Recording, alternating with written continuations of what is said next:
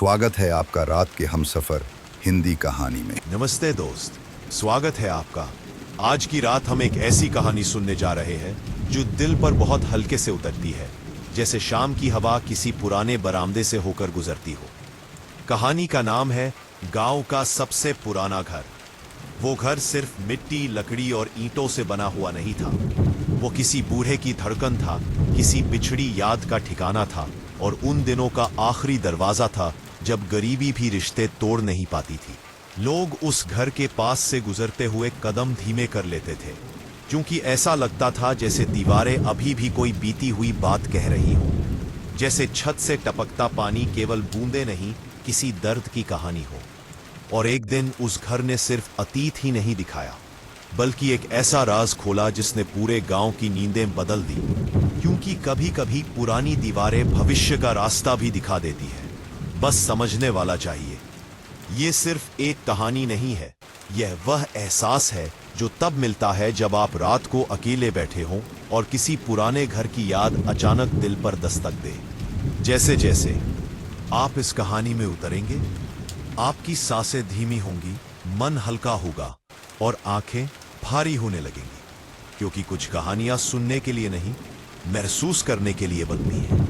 अगर ऐसी सुकून देने वाली, नींद में डुबोने वाली कहानियां आपको अच्छी लगती हैं, तो चैनल को सब्सक्राइब जरूर कीजिए, क्योंकि हर रात एक नई कहानी आपके सपनों तक पहुंचने की कोशिश करती है। और हाँ, बताइए जरा, आप किस गांव से सुन रहे हैं और आपकी घड़ी में अभी क्या समय हो रहा है?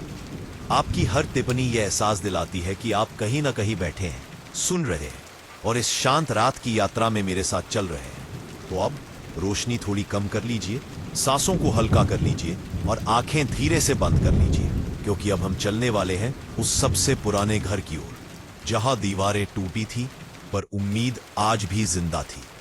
गांव के बिल्कुल बाहरी चोर पर खड़ा वह पुराना घर कभी गांव की जान हुआ करता था, लेकिन आज उसकी टूटी खपरेल, झुकी दीवारें और खामोश आंगन देखकर कोई नहीं कह सकता कि कभी यही घर हर त्योहार, हर बारिश, हर जन्म और हर शोक का पहला साक्षी बना था। इस घर में रहने वाले बांसुरी वाले दादा, जिन्हें गांव वाले प्यार से रघुवीर काका कहते थे, अब बूढ़े हो गए थे। उनकी पीठ झुक चुकी थी, आंखों में उम्र की धुंध उतर आई थी और सांसें हमेशा की तरह धीमी और थकी हुई चलती थी। फिर भी जब वे शाम को आंगन में रखी टूटी चारपाई पर बैठते, घर की खामोशी में उनकी बांसुरी की आवाज ऐसी गूंजती जैसे यह पुराना घर भी अपनी टूटती दीवारों के बीच कहीं जीवित हो उठता। गरीबी उनके परिवार का जन्मजात साथी थी। कभी खेत था, बैल थे, थोड़ा बहुत अनाज था, पर सब धीरे धीरे बिकता चला गया। पहले बीमारी के खर्च में, फिर बेटियों की शादी में और फिर उस एक भयावह गर्मी में जब बारिश के बिना धरती फट गई थी और पूरा गांव भूख और प्यास से कराह रहा था। रघुवीर काका की पत्नी सावित्री के गुजर जाने के बाद तो जैसे घर ने भी जीना छोड़ दिया था। घर के आंगन का नीम का पेड़, जो कभी बच्चों की किलकारी से गूंजता था, अब बूंद बूंद झड़ता जा रहा था।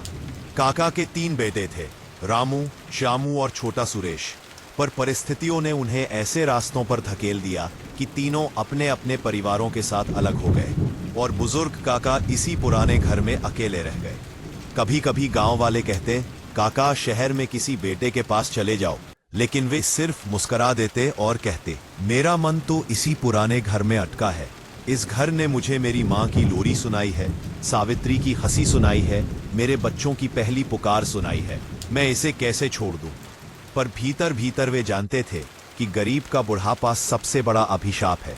जब कमाने की उम्र खत्म हो जाती है, तब दुनिया भी धीरे धीरे दूर होती चली जाती है। उनका घर दिन रात चुप्पी में डूबा रहता। दीवारों की दरारें जैसे उनकी किस्मत का एक एक अध्याय बयान करती। छत के छेद से रात के आसमान की ठंडी हवा कमरे में उतरती और काका अपने पतले फटे कंबल में सिकुड़ कर सो जाते। खाने के नाम पर उनसे जितना बन पड़ता वही, कभी सूखी रोटी, कभी चावल में बस नमक, कभी उधार के भरोसे दिन और कभी कभी तो भूख ही उनकी नींद का सहारा बन जाती। लेकिन फिर भी उस घर को छोड़ने का विचार उनके मन में कभी नहीं आया। उन्हें लगता था कि अगर वे इस घर से चले गए तो शायद ये घर भी ढह जाएगा, जैसे किसी शरीर से आत्मा निकल जाए और वह सिर्फ मिट्टी का ढेर रह जाए। गांव के लोग अपने अपने संघर्ष में इतने उलझ गए थे कि किसी को किसी के दुख पर रुककर सोचने की फुर्सत ही न थी। गरीबी ने सबको अपने अपने बोझ में बांध दिया था। खेतों में पानी की कमी, काम की अनिश्चितता, शिक्षा की कमी और छोटी छोटी रोजमर्रा की लड़ाइयों में हर परिवार थक चुका था।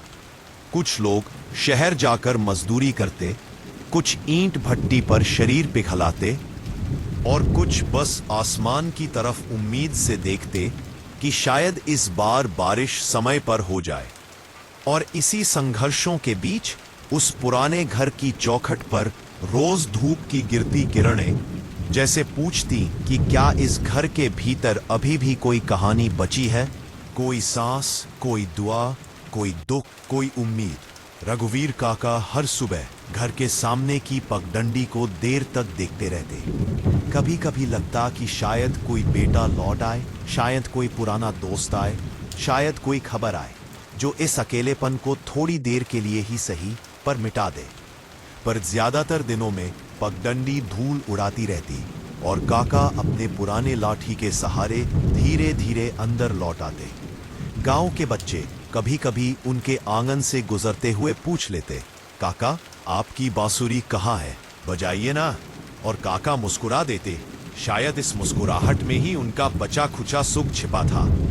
वे बांसुरी उठाते और जैसे ही पहली धुन निकलती, लगता था जैसे समय उल्टा चलने लगा हो, जैसे घर की टूटी दीवारें भी तनकर खड़ी हो जाती हों, जैसे खपरेल की टूटी छत के नीचे फिर से वही पुरानी गर्माहट लौट आई हो। लेकिन धुन खत्म होते ही घर अपनी उसी वीरानी में लौट जाता। काका अक्सर अपने मन में सावित्री से बातें करते, देखो सावित्री, तुम्हारे जाने के बाद कोई भी इस घर की चौखट पर दिया तक जलाने नहीं आता। बेटों को समझ नहीं आया कि बूढ़े माता पिता सिर्फ बोझ नहीं होते, वे घर की जड़ होते हैं, और जड़ सूख जाए तो पेड़ भी कहाँ बचता है। और इस बात पर खुद ही आंखों में नमी भर लाते। कभी कभी रात में तेज हवा चलती और घर की छत चीखने लगती, जैसे कोई दर्द से कराह रहा हो। दीवारों की मिट्टी झड़कर फर्श पर गिरती और काका डरते डरते उठकर छत को देखते, सोचते कि शायद आज यह घर टूट ही जाएगा। लेकिन सुबह होते होते घर फिर खड़ा रहता, कमजोर लेकिन डटा हुआ, ठीक वैसे ही जैसे रघुवीर काका खुद। इस घर की हर ईंट में उनके जीवन का एक टुकड़ा था। माँ की चुनरी की खुशबू, पिता का स्नेह, सावित्री की चूड़ियों की खनक, बेटों की मासूम हंसी और अनगिनत सपने जो उन्होंने यही देखे थे। और जितना ये घर पुराना होता जाता, उतनी ही चीजें यादों में बदलती जाती। गांव में कई बार पंचायत बैठी कि इस घर को गिराकर नई सड़क निकाली जाए, लेकिन हर बार किसी न किसी बुजुर्ग ने कहा, अरे ये घर गांव की निशानी है, इसे मत गिराओ। काका रहते तब तक नहीं, और पंचायत टल जाती। पर काका जानते थे कि उनका जाना ही इस घर की आखिरी ईंट को गिराने की अनुमति दे देगा। एक दिन ऐसा भी आया जब गांव में कुछ लोग उनके बेटों की शिकायत कर रहे थे। कहते थे कि तीनों शहर में खूब कमाते हैं, लेकिन कोई बूढ़े बाप को देखने तक नहीं आता। काका ने सुना और चुप रहे। उन्होंने कभी अपने बच्चों की बुराई नहीं की, यहाँ तक कि खुद भूखे रह जाएं, पर किसी का सहारा मांगना उन्हें मंजूर नहीं था। गरीब आदमी की यह आदत भी बड़ी अजीब होती है। उसे अपनी तंगी तो स्वीकार है, पर किसी के सामने हाथ फैलाना नहीं। उस शाम काका देर तक बरामदे में बैठे रहे और अपने घर की दीवार को देखते रहे, जो कभी कच्ची मिट्टी में उनके और सावित्री ने मिलकर अपने हाथों से लीप होता था। उन्हें याद आया कि कैसे शादी के पहले ही दिन सावित्री ने कहा था, हमारा घर छोटा जरूर है, पर हम मिलकर इसे स्वर्ग बना देंगे। और सचमुच कई सालों तक यह घर स्वर्ग जैसा ही रहा। बच्चों की किलकारियां, सावित्री की आवाज, काका की बांसुरी, सब मिलकर इस घर को जीवन देते थे। और आज वही घर चुप था, काका चुप थे, और समय जैसे ठहर सा गया था। काका ने धीरे धीरे उठने की कोशिश की, पर उनके पैर जैसे जमीन को छूते ही कांप गए। उम्र और बीमारी ने उनका शरीर इतना कमजोर कर दिया था कि अब वह फूस की तरह डोलता था। फिर भी वह दरवाजे तक लाठी लेकर पहुंचे और घर के सामने की पगडंडी को देखते रहे। उम्मीद उन्हें छोड़ती नहीं थी, शायद इसलिए कि इंसान आखिरी उम्र में आशा के सहारे ही टिकता है। और काका को हर सुबह लगता कि शायद आज कोई बेटा अचानक सामने खड़ा मिल जाएगा। शायद कोई कह देगा, बाबा चलो आपके लिए दवा ले आते हैं।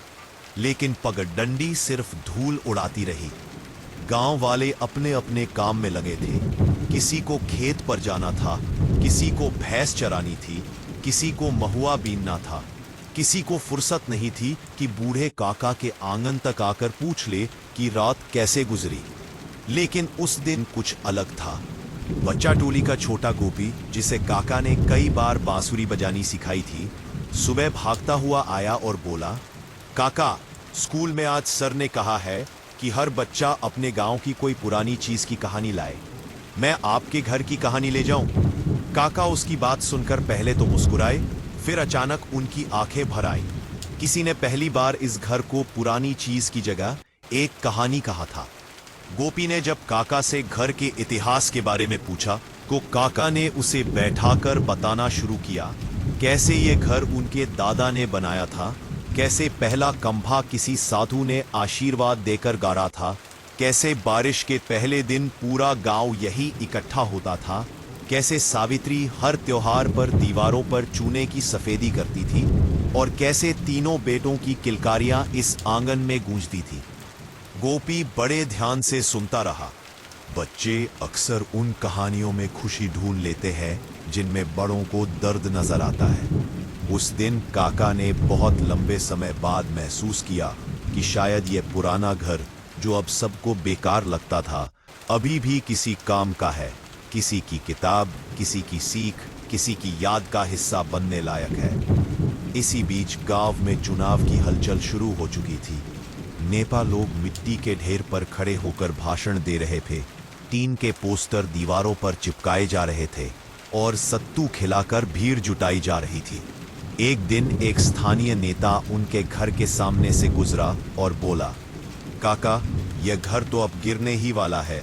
अगले महीने सर्वे होगा, जमीन पर सरकारी योजना के तहत नया कमरा बनेगा। काका ने सुना तो दिल के भीतर कुछ टूट सा गया। उन्हें घर की दीवार गिरने से इतना दुख नहीं होता जितना इस बात से कि कोई उन्हें इस घर से अलग कर देगा। उन्होंने हल्की सी आवाज में कहा, बेटा योजना बाद में करना, जब तक मैं हूं इस घर को मत तोड़ना। नेता ने औपचारिक मुस्कुराहट दी और आगे बढ़ गया। भला उसे परवाह क्यों होती कि एक बूढ़े का घर उसकी सांसों की तरह है, जिसे छीन लेने का मतलब है उसकी पूरी दुनिया छीन लेना। शाम होते होते मौसम का मिजाज बदला और तेज हवा चलने लगी। घर की छत फिर से कर कर की आवाजें निकालने लगी, जैसे कोई अदृश्य हाथ उसे हिलाकर देख रहा हो कि अभी कितनी मजबूती बची है। काका बाहर आंगन में बैठे थे। हवा के झोंके चेहरे पर पड़ते और उनके रुखड़े गालों को थपथपाते, जैसे सालों बाद कोई उन्हें छू रहा हो। तभी दूर से एक गाड़ी की आवाज आई। गांव में किसी के आने की आवाज बहुत कम सुनाई देती थी। काका ने ध्यान से सुना और जैसे ही गाड़ी उनके घर के सामने रुकी, उनका दिल एक पल को ठहर गया। वे सोच भी नहीं सकते थे कि उनके छोटे बेटे सुरेश की पत्नी और बच्चा सामने उतरते दिखेंगे। बहू ने कहा, बाबा शहर में बहुत महंगाई है। सुरेश ने कहा कि 1-2 दिन आपके पास रहकर लौट जाऊं। काका के चेहरे पर खुशी और दुख का अजीब मिश्रण उभर आया। उन्होंने कोशिश की कि बहू का स्वागत करे। टूटी दरी झाड़ कर बिछाई, पानी का लोटा भरकर रखा, पर घर की हालत देखकर बहू का चेहरा उतर गया। उसने तुरंत कहा, बाबा यहाँ कैसे रहते हैं आप? ना रोशनी, ना अच्छा खाना। सुरेश तो कह रहा था कि यह घर कभी भी गिर सकता है। काका ने बस एक धीमी मुस्कान दी और बोले, बहू आदमी घर बदल लेता है, पर घर आदमी को नहीं बदलने देता। ये घर मुझे ऐसे ही अच्छा लगता है। बहू ने पूरे 2 दिन सिर्फ शिकायतों में गुजारे, कभी धूल की, कभी चूल्हे की, कभी उस छोटे कमरे की जहां वह ठहरी थी। काका उसे देख देख कर सोचते रहे कि समय कैसे बदल जाता है। कभी यही घर किसी दुल्हन के लिए सबसे सुंदर जगह समझा जाता था और आज यह बोझ बन गया था। तीसरे दिन बहू चली गई। उसने जाते जाते बस इतना कहा, बाबा जब तक मैं हूं बच्चों को ऐसे माहौल में रहने नहीं दूंगी। काका कुछ नहीं बोले। वे समझ चुके थे कि नई पीढ़ियों के लिए गरीब का घर सिर्फ एक बोझ है, एक शर्म। बहू के जाने के बाद घर और भी खाली लगने लगा, जैसे किसी ने थोड़ी देर के लिए इसे जगाया और फिर गहरी नींद में धकेल दिया। काका ने उस रात खाना नहीं खाया, बस दरवाजे पर बैठकर हवा सुनते रहे। रात गहरी हुई, अंधेरा घना होता गया और घर की दीवारें जैसे आंसुओं की तरह पिघलती हुई मालूम पड़ती थी। खांसी बढ़ गई, भूख कम हो गई और कमजोरी इतनी बढ़ गई कि वे कभी कभी उठ भी नहीं पाते थे। लेकिन उनके मन में एक ही बात थी, जब तक सांस चल रही है इस घर में रहूंगा। अगर मरना भी है तो इसी मिट्टी में, उसी चौखट पर जहां पहली बार सावित्री ने दहलीज पर पैर रखा था। गांव वाले कभी कभी खाने का डिब्बा रख जाते, लेकिन काका के चेहरे पर वही पुरानी मुस्कुराहट नहीं लौटती थी। उन्हें लगता था कि वे धीरे धीरे उस पुराने घर की आखिरी ईंट बनते जा रहे हैं। जिस दिन वे गिरेंगे उसी दिन यह घर भी ढह जाएगा। एक सुबह गांव के प्रधान उनसे मिलने आए। उन्होंने कहा, काका आपकी तबीयत खराब है, बेटों को बुला लेते हैं। काका ने तुरंत मना कर दिया, उन्हें अपने बच्चों पर बोझ नहीं बनना था। प्रधान ने कहा, तो फिर पंचायत के लोग इस घर की मरम्मत करा देंगे। इस बात पर काका की आंखें चमक उठी, पर अगले ही पल बुझ भी गई, क्योंकि वे जानते थे कि पंचायत के पास पैसों की कमी है और गांव में और भी कई लोग थे जिनकी जरूरतें उनसे ज्यादा जरूरी थी। फिर भी उस दिन काका ने पहली बार मन में एक छोटी सी उम्मीद जगाई, क्या पता घर सच में बच जाए, क्या पता कोई रास्ता निकल आए। वे आंगन में बैठे बैठे दीवारों को देखते रहे, जिन्हें सावित्री ने कभी मिट्टी से लीप कर चमकाया था, जिन पर कभी बच्चों ने अपनी ऊंचाई की लकीरें खींची थी, जिनके सहारे कभी त्योहारों पर रंगीन कागज चिपकाए जाते थे। क्या यह घर सच में खत्म हो जाएगा? यह सोचकर उनके गले में जैसे कुछ अटक गया। हवा चल रही थी, धूप तिकोनी होकर कमरे में उतर रही थी और बीच बीच में काका का लंबा थका हुआ सांस लेना कमरे को भर देता था। इसी शाम गोपी फिर आया। उसने काका से कहा कि उसके स्कूल में उसकी कहानी को पहला स्थान मिला है, सारे बच्चे घर देखने आने वाले हैं। यह सुनकर काका जैसे भीतर से खिल उठे। उन्हें लगा कि घर अब सिर्फ पुरानी दीवारों का ढेर नहीं रहा, यह अब किसी नई पीढ़ी की सीख बन गया था। लेकिन उसी रात तेज हवाओं में घर की पिछली दीवार का एक बड़ा हिस्सा गिर गया। मिट्टी की आवाज से पूरा कमरा कांप उठा और काका उठ भी नहीं पाए। उनकी आंखें दीवार के गिरते हिस्से को देखती रहीं और वे पहली बार डर गए कि अब शायद घर सच में टूट जाएगा और उसके साथ उनका बचा खुचा जीवन भी। उनकी आंखों में आंसू आ गए। पहली बार अपने बुढ़ापे के सामने वे सच में असहाय महसूस कर रहे थे। और फिर उस बहुत गहरी रात में, जब सन्नाटा पूरे गांव पर छाया हुआ था, काका ने दीवार की टूटी ईंट को सहलाते हुए कहा, सावित्री लगता है अब हम दोनों का समय आ गया है। घर थक गया है और मैं भी। उनकी आवाज बहुत धीमी, लगभग टूटी हुई थी। उसी क्षण छत से धीरे धीरे मिट्टी गिरने लगी, जैसे घर भी उनसे सहानुभूति जता रहा हो, जैसे कह रहा हो कि वह अभी गिरना नहीं चाहता जब तक काका की सांसें चल रही है। और फिर उसी खामोश रात में, जब घर की दीवारों से गिरती मिट्टी के कण धीरे धीरे काका के पैरों के पास जमा हो रहे थे, एक ऐसी बेचैनी ने पूरे कमरे को भर दिया, जैसे कोई अदृश्य परछाई घर के हर कोने को छूकर देख रही हो कि क्या अभी उसमें बची हुई आखिरी गर्माहट मौजूद है। काका दीवार से टिके बैठे रहे, उनकी उंगलियां टूटी ईंट पर वैसे ही थमी रहीं जैसे माँ अपने कमजोर बच्चे का माथा सहलाते हुए उसे जगाना न चाहे। उनकी सांसें अब इतनी धीमी थीं कि हर सांस के साथ लगता था जैसे कमरा थोड़ा और अंधेरा हो रहा है। बाहर हवा फैलती जा रही थी नीम के पेड़ की डाली खपरेल को थक थक करके जैसे बार बार चेतावनी दे रही थी कि रात साधारण नहीं है।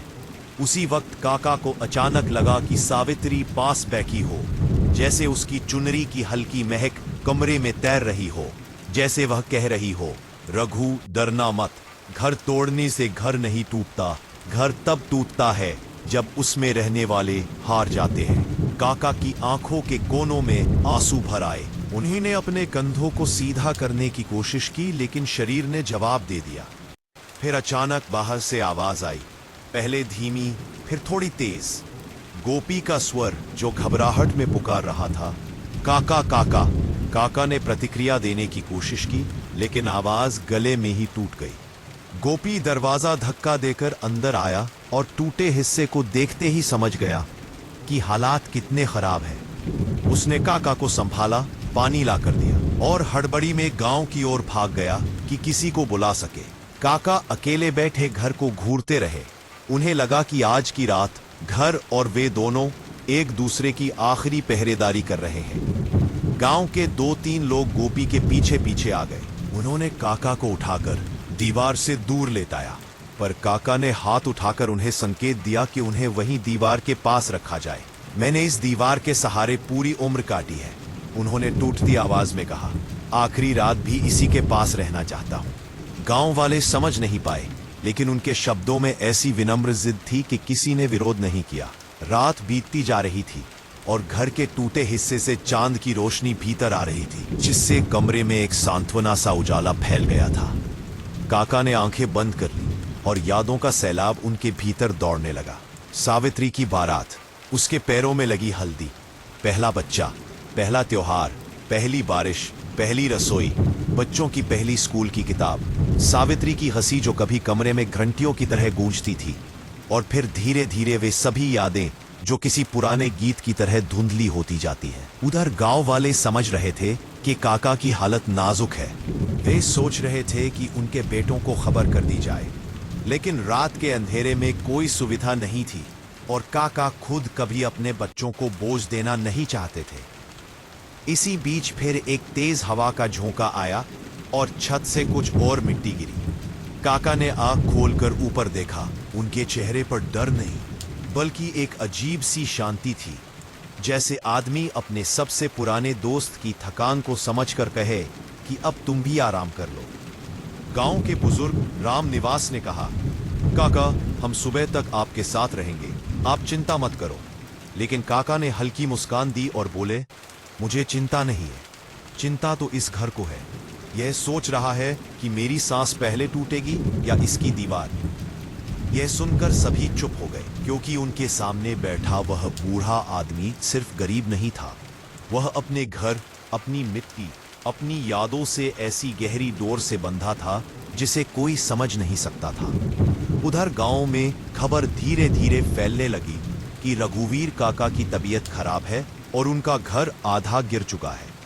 कुछ लोग उत्सुकता से आए, कुछ सहानुभूति से, और कुछ सिर्फ इसलिए कि गांव में आज बहुत समय बाद कोई घटना हुई थी। करीब आधी रात के बाद काका की हालत और बिगड़ने लगी, सांसें छोटी छोटी आने लगी। गांव की दाई ने उनके हाथ पर कपड़ा रखकर कहा, इनकी नाड़ी बहुत धीमी है।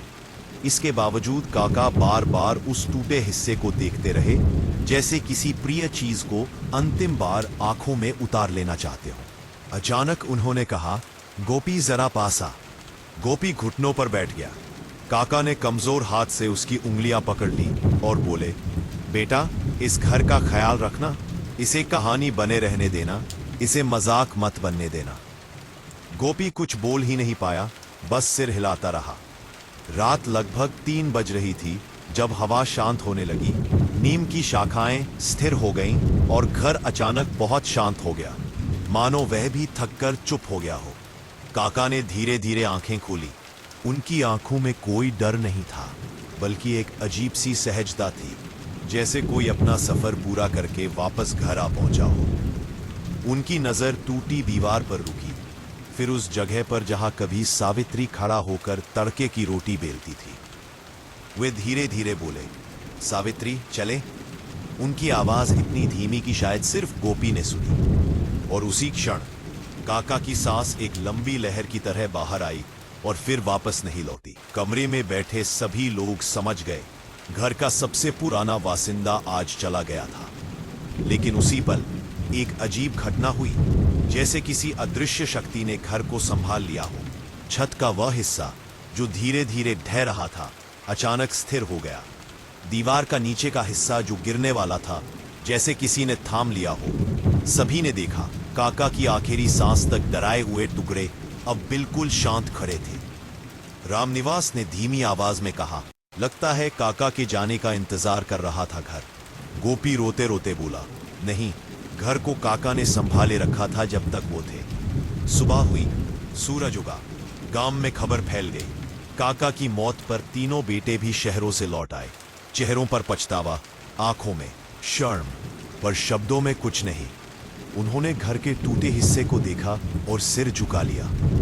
उन्हें पहली बार एहसास हुआ कि जिस घर को वे वर्षों से बोझ कहते रहे, वह वास्तव में उनके पिता की आखिरी सांसों का सहारा था। पर पछतावे से बड़ा दुख यह था कि अब कुछ भी ठीक नहीं किया जा सकता था। सूरज पूरी तरह निकलने तक पूरा गांव पुराने घर के बाहर खड़ा था। बच्चों के चेहरे उदास थे। उन्होंने कभी सोचा नहीं था कि उनकी कहानी का नायक इतनी जल्दी चला जाएगा। बुजुर्गों ने कहा, काका जैसा आदमी फिर नहीं मिलेगा और ऐसा घर भी नहीं बचेगा। लेकिन तभी काका के बड़े बेटे ने कहा, हम इस घर को तोड़कर नया घर बना देंगे सरकारी योजना से। यह सुनकर गांव के कई चेहरे सख्त हो गए, जैसे किसी ने घर की आत्मा को चोट कर दी हो। लेकिन तभी गोपी आगे आया, आंखों में साहस और आवाज में कंपन। उसने कहा, यह घर तोड़ना मत। यह अब सिर्फ ईंटों का ढेर नहीं है, यह कहानी है, यह याद है, यह काका की आखिरी सांस है। उसकी बातों में कच्चापन था, पर सच्चाई इतनी साफ कोई विरोध नहीं कर पाया। गांव वालों ने उसका साथ दिया और काका के बेटों ने भी उस क्षण समझ लिया कि अपने पिता के घर को बचाना ही उनके पश्चाताप का सबसे सच्चा तरीका है। दोपहर तक हर घर से लोग आए। किसी ने मिट्टी दी, किसी ने लकड़ी, किसी ने अपने हाथों की मेहनत। और उस दिन पहली बार वर्षों बाद गांव का सबसे पुराना घर अकेला नहीं था।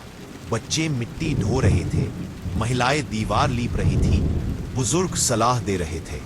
यह घर अब किसी एक बूढ़े आदमी का नहीं था, यह पूरे गांव की जिम्मेदारी बन गया था।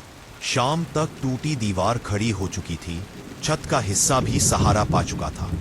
और जब काम पूरा हुआ तो आंगन में बैठे सब लोग चुपचाप महसूस कर रहे थे कि घर अब पहले जैसा नहीं रहा, वह और भी जीवित हो गया है। घर के भीतर हल्की हवा चली और टूटी खपरेल से आती रोशनी ने दीवार पर एक लंबी चमक बनाई, जैसे काका मुस्कुरा रहे हों। और इस तरह उस बहुत गहरी रात की भयावह खामोशी के बाद गांव के सबसे पुराने घर में पहली बार फिर जीवन लौट आया। क्योंकि यादें जब तक बची रहती हैं, घर कभी नहीं टूटते। और जब घर नहीं टूटता, तब आदमी भी पूरी तरह अकेला नहीं मरता। और जैसे ही सुबह की पहली किरणें गांव की पगडंडी से होकर पुराने घर की टूटी खिड़कियों को छूने लगीं, सावित्री ने महसूस किया कि इस घर में सिर्फ यादें ही नहीं, बल्कि एक नई बेचैनी भी जन्म ले चुकी है। एक ऐसी बेचैनी जो काका के जाने के बाद से उसके भीतर एक अनजानी जिम्मेदारी बनकर उभर रही थी। ऐसा लग रहा था जैसे घर उससे कुछ कहना चाहता हो, जैसे उसकी हर दीवार, हर कोना उसकी ओर हाथ बढ़ा रहा हो, उसे बुला रहा हो कि वह उसे छोड़कर ना जाए। क्योंकि काका तो चले गए, पर घर अभी भी सांस ले रहा है। बस उन सांसों के लिए किसी की उंगली पकड़े खड़े रहने की जरूरत है। और उस दिन जब सावित्री आंगन में बैठी धूप सेंक रही थी, उसने देखा कि दूर पहाड़ी से दो बच्चे भागते हुए आते दिख रहे हैं, धूल से भरे फटे कपड़ों में, पर चेहरे पर वही पुराना भरोसा, वही अपनापन जो कभी बच्चों के चेहरों पर होता था जब वे गांव के बुजुर्गों के घर दौड़कर आते थे। वे दोनों सावित्री के सामने आकर खड़े हो गए और बोले, काकी, क्या आप हमें अंदर बैठने देंगी? माँ ने कहा था कि काका का घर अच्छा है, वहां दिल को सुकून मिलता है। यह सुनते ही सावित्री का दिल एक पल के लिए कांप गया, जैसे किसी ने उसके अंदर बंद पड़ा हुआ कोई पुराना दरवाजा धीरे से खोल दिया हो। उसने बच्चों को देखा, फिर घर को, फिर आंगन के टूटे चबूतरे को और फिर धीरे से सिर हिलाया, जैसे कोई माँ अपने भूले बिसरे बच्चों को बिना शर्त के स्वागत करती है।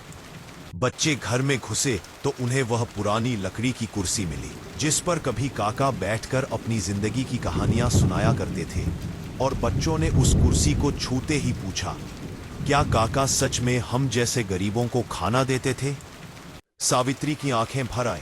उसकी आवाज टूटती हुई बोली, हाँ, वह सिर्फ खाना नहीं देते थे, वह दिल देते थे। ऐसा दिल जिसे कोई गरीबी, कोई दुख, कोई टूटन कमजोर नहीं कर पाती थी।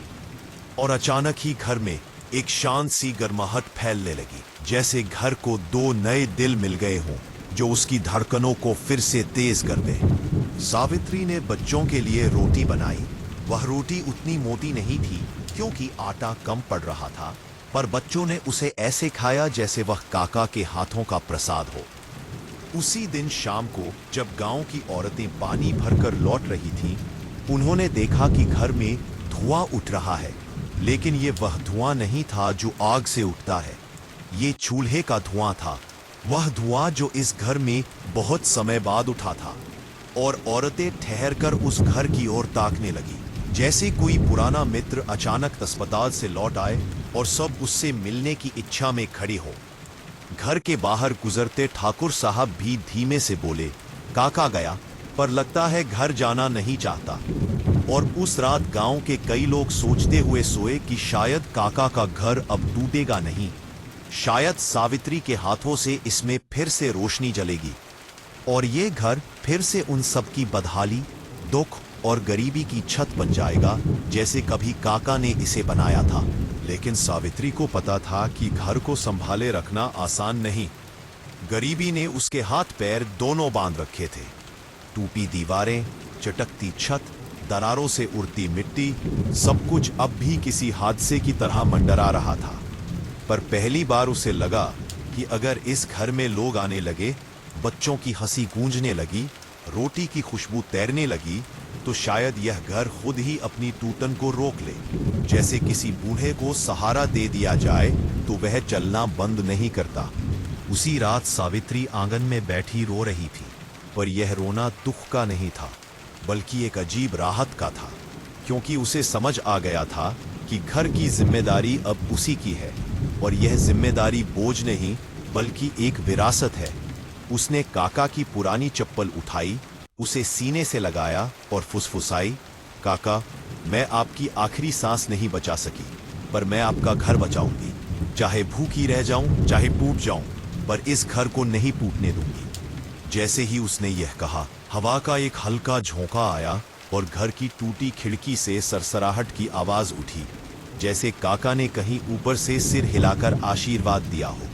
अगले दिन सावित्री ने गांव के दो बुजुर्गों को बुलाया।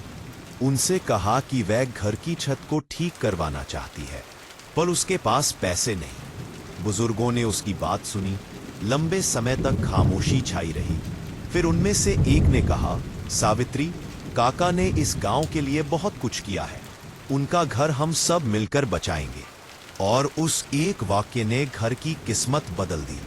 गांव के लोग पहले हिचकिचाते हुए आए, फिर धीरे धीरे काम का हिस्सा बनने लगे।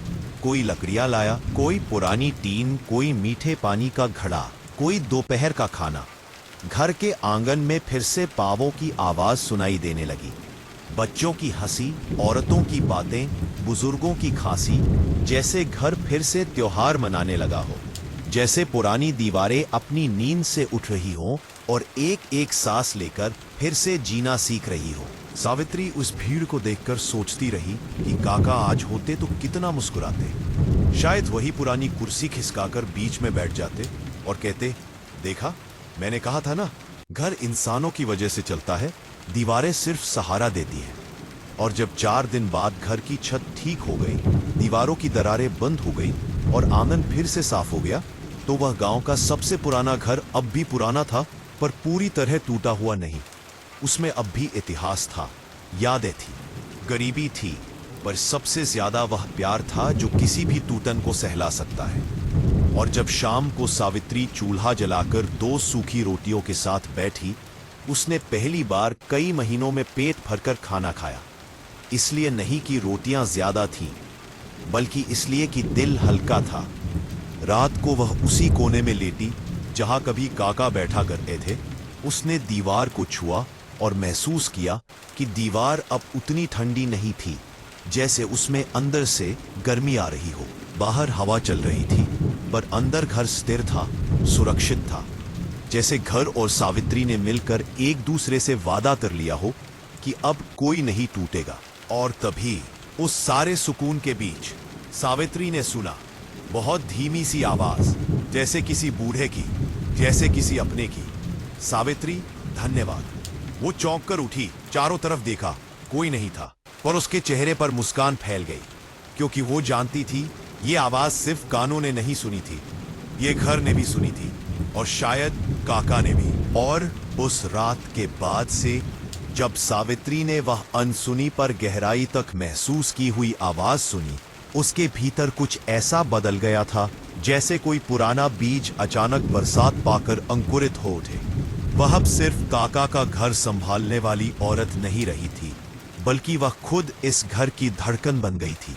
जैसे घर और वह दोनों एक ही शरीर में दो सांसें हो, एक दूसरे को सहारा देती हुई, एक दूसरे के टूटन को थामती हुई। अगले दिन सूरज थोड़ा ऊपर चढ़ा ही था कि गांव की औरतें धीरे धीरे घर की तरफ आई। कुछ आंगन के चबूतरे के पास बैठ गई, कुछ दीवार के सहारे टिक गई और सावित्री को देखकर बोली, बहन, हमने सुना है कि घर अब ठीक चल रहा है, पर क्या तुम अकेले सब संभाल पाओगी? सावित्री ने उनकी ओर देखा, चेहरे पर वही थकी हुई पर दृढ़ मुस्कान लिए, और बोली, अगर काका अकेले संभाल सकते थे तो मैं भी कोशिश तो कर ही सकती हूँ। यह कहते वक्त उसकी आवाज भले ही कोमल थी, पर उसके भीतर एक पहाड़ जैसा संकल्प खड़ा था। औरतों ने उसकी बात सुनी, फिर एक दूसरे की तरफ देखा, और उनमें से एक बुजुर्ग ने कहा, हम रोज थोड़ी देर आकर मदद करेंगे। काका हमारा सहारा थे, अब तुम हो। यह सुनकर सावित्री की आंखें अचानक भर आईं, पर उसने खुद को रोने नहीं दिया, क्योंकि उसे महसूस हो रहा था कि घर का बोझ अब सिर्फ उसके कंधों पर नहीं, बल्कि पूरे गांव के दिलों पर है। उसी दिन दोपहर में जब धूप घर के आंगन में फैल रही थी, तो सावित्री ने वह कोठड़ी खोली जिसमें काका ने अपनी सारी पुरानी चीजें रख छोड़ी थीं। एक पुराना रेडियो जो अब भी धूल से ढका हुआ था, लकड़ी की पेटी जिसमें कुछ कपड़े और 2 चटाइयां थीं, और वह प्रसिद्ध पीतल का लोटा जिसे काका अपने आखिरी दिनों में हमेशा पास रखते थे। उसने लोटा उठाया, उसकी ठंडक हाथों में महसूस की, और अचानक उसके गले में एक गांठ सी बन गई, क्योंकि जैसे ही उसने लोटा छुआ, उसे काका की सूखी उंगलियों का कंपन याद आया। वही कंपन जिसमें दया भी थी, थकान भी थी, और एक ऐसी तसल्ली कि चाहे दुनिया कितनी बदल जाए, अच्छेपन की मिट्टी कभी सूखती नहीं। उसने लोटे को लेकर आंगन में रखा, ताकि रोज उसमें पानी भरकर वह तुलसी पर चढ़ा सके, क्योंकि काका कहते थे कि तुलसी सिर्फ पौधा नहीं, घर की आत्मा है। इसी बीच गांव के 2 छोटे बच्चे फिर दौड़ते हुए आए। इस बार उनके साथ तीसरा बच्चा भी था, थोड़ा शर्मीला, थोड़ा डरा हुआ, पैर में चप्पल भी नहीं। सावित्री ने उसे देखते ही समझ लिया कि यह बच्चा नया है, शायद किसी ऐसे घर से आया है जहां गरीबी रोज की हकीकत है, और जहां दावतों से ज्यादा भूख की आवाजें सुनाई देती हैं। वह बच्चे के पास गई, उसके सिर पर हाथ फेरा और पूछा, नाम क्या है तुम्हारा?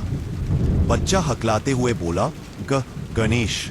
सावित्री मुस्कुराई, अच्छा नाम है, आओ बैठो, घर में सबके लिए जगह है। ये शब्द सिर्फ कहे नहीं गए, घर ने भी उन्हें महसूस किया, जैसे दीवारें भी उस छोटे बच्चे की थरथराती सांसों को अपने भीतर खींचकर उसे सुरक्षा देना चाह रही हूं। तीनों बच्चे आंगन में बैठ गए और सावित्री ने उनके सामने रोटी और थोड़ा सा गुड़ रखा। बच्चे ऐसे खाने लगे जैसे बरसों से कुछ मीठा ना खाया हो। रोटी उनके हाथों में टूटते ही आंगन में एक ऐसी मासूमियत फैल गई जो किसी भी बड़े महल में नहीं मिल सकती। रोटी की खुशबू के साथ साथ घर में एक और चीज भरने लगी, हंसी। लेकिन यह हंसी जोरदार या खिलखिलाती हुई नहीं थी, बल्कि बहुत धीमी, बहुत संकोची थी।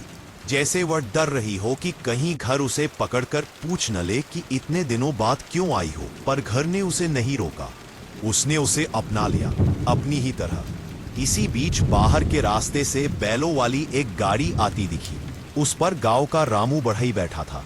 वह घर के सामने रुका और बोला, सावित्री, मैंने सुना है कि तुमने काका का घर संभालना शुरू कर दिया। अगर कुछ मरम्मत करवानी हो तो बताना, काका के नाम पर मैं मजदूरी नहीं लूंगा। ये सुनकर सावित्री का दिल ऐसा धड़कने लगा जैसे कोई बोझ अचानक हल्का हो गया हो।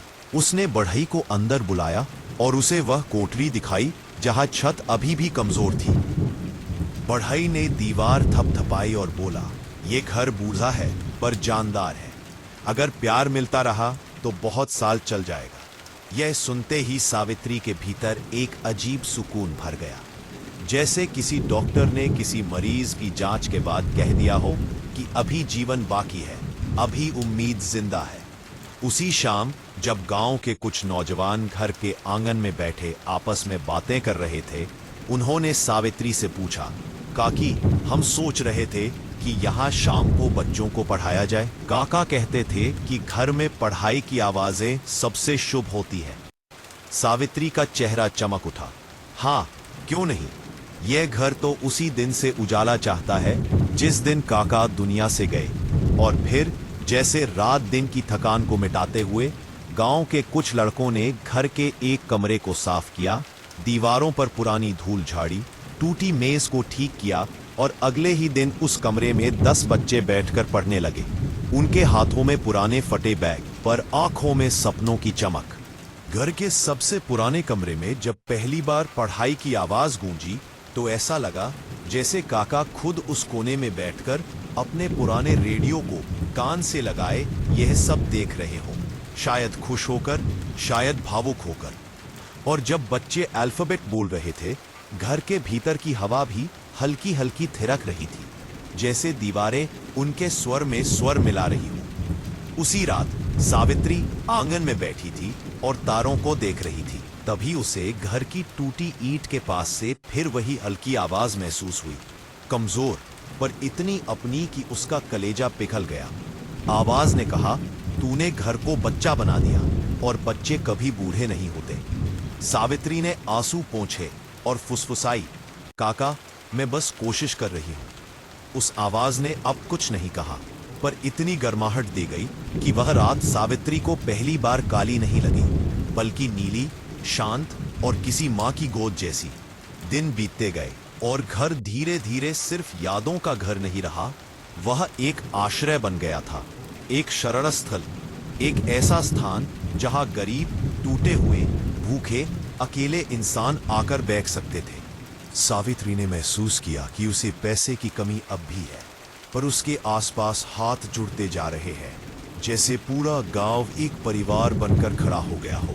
अब शाम को बच्चे पढ़ते, सुबह को बुजुर्ग आकर चाय पीते, दोपहर को औरतें काम की बातें करती और रात में सावित्री घर से बातें करती। यह घर जो कभी सांसें टूटने जैसा प्रतीत होता था, अब सांसों से भरा हुआ था, गहरी, लंबी, सुकून भरी। और एक शाम जब बारिश अचानक तेज हो गई, घर की छत पर पहले तो बूंदों ने धमकियाया, पर फिर धीरे धीरे उनकी लय ऐसी हो गई जैसे घर खुद बारिश के साथ गुनगुना रहा हो। बच्चे अंदर खेल रहे थे, पर उनमें से सबसे छोटा, गणेश, अचानक सावित्री के पास आया और बोला, काकी, क्या ये घर अब नहीं टूटेगा? सावित्री ने उसे गोद में बिठाया, उसके सिर पर हाथ रखा और कहा, नहीं बेटा, अब नहीं टूटेगा, क्योंकि इसे अब हम सब संभाल रहे हैं। और सच में उस वक्त घर की दीवारों पर पानी की बूंदें सिर्फ गिर नहीं रही थी, वे चमक भी रही थी, जैसे किसी ने उन्हें रोशनी से भर दिया हो। घर जीवित था, और जीवित रहने का उसका कारण अब सिर्फ सावित्री नहीं थी, बल्कि वह पूरा गांव था, जिस पर काका ने अपने जीवन भर विश्वास रखा था। और सावित्री को लग रहा था कि एक दिन यह घर गरीबों का आश्रम बनेगा, बच्चों का स्कूल बनेगा, बुजुर्गों का सहारा बनेगा। और अगर काका कहीं दूर बैठे उसे देख रहे होंगे तो जरूर मुस्कुरा रहे होंगे, वही धीमी, संतोष भरी मुस्कान जो हमेशा उनके चेहरे पर रहती थी। रात गहराती गई। सावित्री ने तुलसी के पास दिया जलाया। उसकी लौ बहुत धीमी लेकिन स्थिर थी। हवा ने उसे हिलाया नहीं, जैसे घर ने उसे अपनी हथेली से ढक लिया हो। और सावित्री ने घर की दीवार पर हाथ रखकर कहा, काका, अब यह घर पूरी तरह अकेला नहीं है, और मैं भी नहीं। दीवार ने कोई आवाज नहीं की, पर उस एक पल में सावित्री समझ गई कि घर उसका उत्तर दे चुका है, धड़कन के रूप में, गर्मी के रूप में, और उस वादे के रूप में जो उसने काका की चप्पल पकड़कर किया था। अब कोई नहीं टूटेगा। सुबह की धूप कुछ अलग थी, न बहुत चकाचौंध करने वाली, न बहुत हल्की, जैसे उसने भी तय कर लिया हो कि आज वह उस पुराने घर पर बिल्कुल वैसी ही रोशनी डालेगी जैसी काका को पसंद थी, नरम, पीली और सुकून देने वाली। सावित्री जब उठी तो उसके पैरों के पास वही पुरानी चप्पल पड़ी थी जिसे पकड़कर उसने घर से वादा किया था, और आज वह चप्पल उसे पहले से ज्यादा चमकती हुई दिखाई दी। ऐसा लगता था जैसे किसी ने रात भर उसे साफ किया हो। उसने धीरे से उठाकर उसे छुआ। वह गर्म थी, जैसे किसी के हाथों ने हाल ही में उसे पकड़ा हो। सावित्री के होठों पर एक हल्की मुस्कान आई, पर उसकी आंखों में हल्की नमी भी थी, क्योंकि वह जानती थी कि यह गर्माहट किसी आग की नहीं थी, ये घर की थी, काका की थी, उनकी यादों की थी। वह बाहर आंगन में आई तो देखा काका के लगाए नीम के पेड़ का वह सूखा हिस्सा, जो महीनों से टूटने की कगार पर खड़ा था, आज थोड़ा हरा लग रहा था, मानो रात भर किसी ने उसे पानी दिया हो, या शायद उम्मीद ने। सावित्री ने पास जाकर पेड़ की छाल छुई, और उसने महसूस किया कि पेड़ की धड़कन धीमे धीमे लौट रही थी। काका, उसने फुसफुसाया, लेकिन इस बार उसकी आवाज में दुख नहीं था, बल्कि किसी स्वीकार्यता की चमक थी। वह स्वीकार्यता जो उम्र, समय और विरासतें धीरे धीरे देकर जाती है।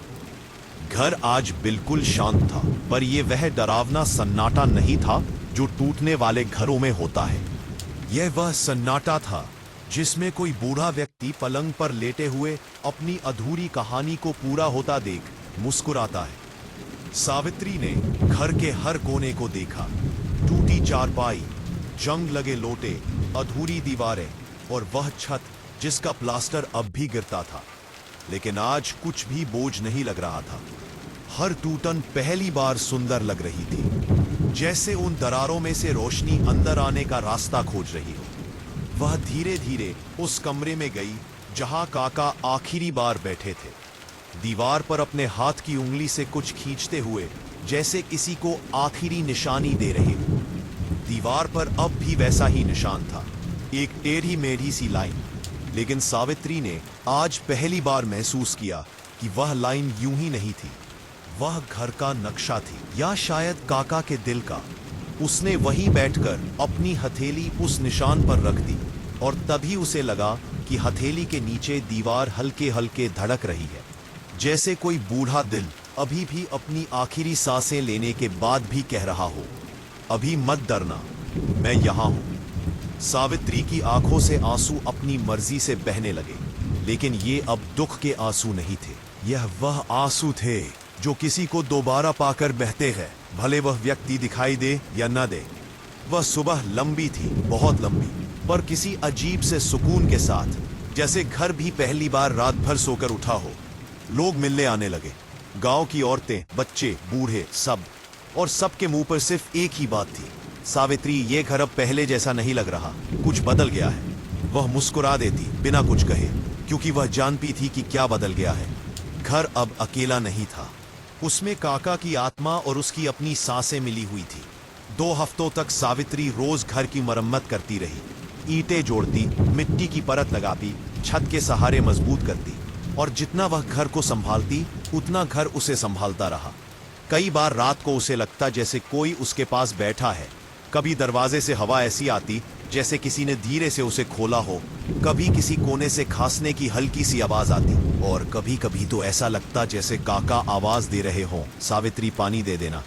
वह इन आवाजों से डरती नहीं थी, क्योंकि ये आवाजें किसी भूत की नहीं थी, ये प्रेम की थी, यादों की थी, उस रिश्ते की थी जो खून से नहीं बनता, लेकिन खून से भी ज्यादा गहरा होता है। और फिर एक दिन कुछ ऐसा हुआ जिसने घर की किस्मत पूरी तरह बदल दी। गांव के स्कूल के मास्टर जी आए और बोले, सावित्री, ये घर बहुत पुराना है, और गांव की पहचान भी। हम इसे एक विरासत स्थल बनाना चाहते हैं ताकि बच्चे जान सकें कि सच में घर सिर्फ दीवारों से नहीं, लोगों से बनता है। सावित्री की आंखें फैल गईं। अचरज, खुशी और हल्की सी घबराहट सब एक साथ। उसने पूछा, लेकिन क्या इतना टूटा हुआ घर किसी काम का हो सकता है? मास्टर जी मुस्कुराए। हाँ, क्योंकि टूटे हुए घर ही सबसे ज्यादा कहानियां सुनाते हैं। उस एक वाक्य ने उसकी सारी दुनिया बदल दी। अगले 3 महीनों तक गांव के लोग आए। किसी ने ईंट दी, किसी ने लकड़ी, किसी ने चूना, किसी ने बस 2 हाथ सहायता के। और सावित्री ने पहली बार महसूस किया कि एक घर को बचाने के लिए कभी कभी पूरा गांव पिता बन जाता है। घर धीरे धीरे मजबूत होता गया, लेकिन समय ने इतनी इजाजत नहीं दी कि उसकी आत्मा बदले। वह वही पुराना घर था, काका वाला, यादों वाला, टूटा हुआ पर फिर भी जिंदा। और अंत में जब घर पूरा हुआ, गांव के सबसे बूढ़े व्यक्ति ने कहा, यह घर अब भी पुराना है, लेकिन अब यह टूटेगा नहीं। सावित्री ने आसमान की तरफ देखा। हल्की हवा चली और पेड़ के पत्ते ऐसे हिले जैसे कोई बूढ़ा हाथ आशीर्वाद दे रहा हो। तब उसे समझ आया कि घर अब सच में जिंदा है, क्योंकि घर तभी टूटते हैं जब यादें मर जाएं। और काका की यादें अब इस घर की दीवारों में नहीं, उसकी सांसों में बस चुकी थी। शाम होने लगी, लोग चले गए, घर शांत हो गया।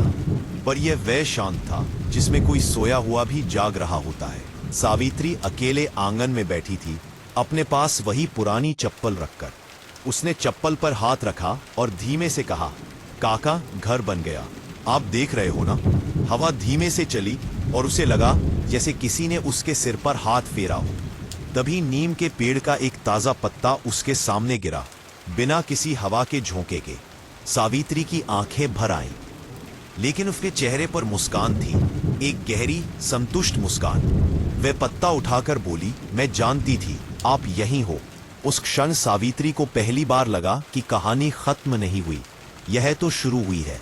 क्योंकि अब यह घर सिर्फ काका का नहीं था, सिर्फ उसका नहीं था, यह गांव का था, आने वाली पीढ़ियों का था, उन बच्चों का था जो यहां आकर सीखेंगे कि गरीबी आदमी को छोटा नहीं करती। टूटे घर भी आश्रय दे सकते हैं और यादें किसी भी दीवार को गिरने नहीं देती। रात होने लगी, आसमान में तारे जगमगाने लगे और घर की दीवारों पर हल्की पीली रोशनी फैल गई। सावित्री ने दरवाजा बंद किया, पर उसने महसूस किया कि दरवाजा खुद ब खुद हल्का सा अटक कर रुका, जैसे कोई अंदर आने जाने की जगह छोड़ना चाहता हो। उसने मुस्कुराकर दरवाजा वहीं छोड़ दिया और फिर बहुत धीरे से, लगभग हवा की तरह, उसे लगा जैसे कोई कह रहा है, सावित्री, अब तुम अकेली नहीं हो। उस आवाज में इतनी गहराई, इतनी अपनापन, इतना प्यार था कि उसने आंखें बंद कर ली। वह जानती थी, घर बोल रहा है, काका बोल रहे हैं, और जीवन ने आखिरकार उसे वही लौटा दिया है जो वह खो चुकी थी। और इस तरह गांव का सबसे पुराना घर, जो कभी टूटने की कगार पर था, अब अपने सबसे मजबूत रूप में था। क्योंकि घर ईंटों से नहीं बनते, वे उन हाथों से बनते हैं जो उन्हें गिरने नहीं देते, और उन दिलों से बनते हैं जो उन्हें छोड़ते नहीं। सावित्री ने आसमान की तरफ आखिरी बार देखा और धीरे से कहा, काका, कहानी पूरी हो गई। लेकिन हवा ने जवाब दिया, नहीं सावित्री, घर की कहानियां कभी पूरी नहीं होती। और इसी के साथ कहानी वहीं नहीं खत्म हुई, बल्कि हमेशा के लिए जिंदा हो गई, ठीक उसी घर की तरह।